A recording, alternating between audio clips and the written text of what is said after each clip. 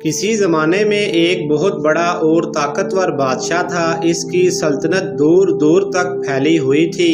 دولت، فوج اور شان و شوکت میں اس کا کوئی مقابلہ نہ تھا، مگر ایک بات نے اسے ہمیشہ بے چین رکھا ہوا تھا۔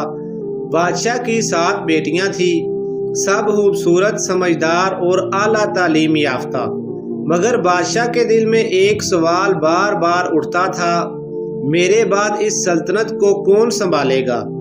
کون صرف حکومت نہیں بلکہ عدل بھی قائم رکھے گا؟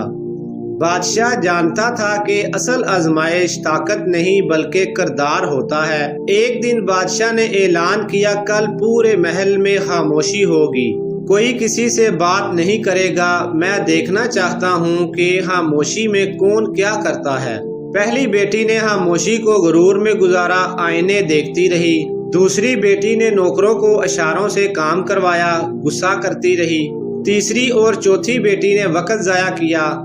5ویں اور 6ٹھی بیٹی نے نیند پوری کی، مگر 7ویں چھوٹی بیٹی نے خاموشی میں اپنے دل کا جائزہ لیا، قرآن پڑھا اور محل کے باغ میں بیٹھ کر سوچتی رہی کہ اگر میں حکمران بنی تو میری رعایا کیسے ہوگی۔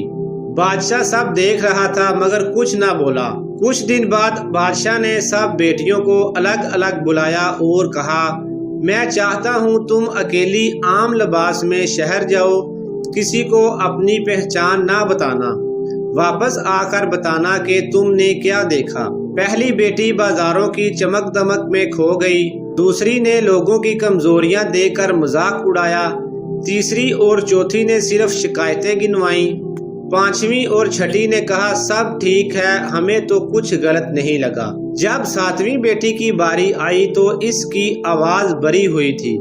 اس نے کہا، ابا جان، شہر میں بھوک بھی ہے، ظلم سے ڈرنے والے لوگ بھی ہیں اور ایسے بچے بھی ہیں جو پڑھنا چاہتے ہیں مگر وسائل نہیں۔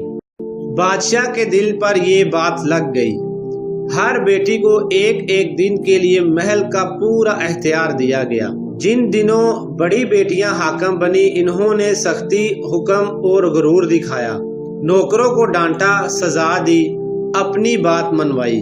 جب 7ویں بیٹی کا دن آیا تو اس نے حکم دیا، آج کوئی سزا نہیں ہوگی، پہلے سب کی بات سنی جائے گی۔ لوگ حیران رہ گئے۔ اس دن کئی پرانے جھگڑے بات چیت سے ختم ہو گئے۔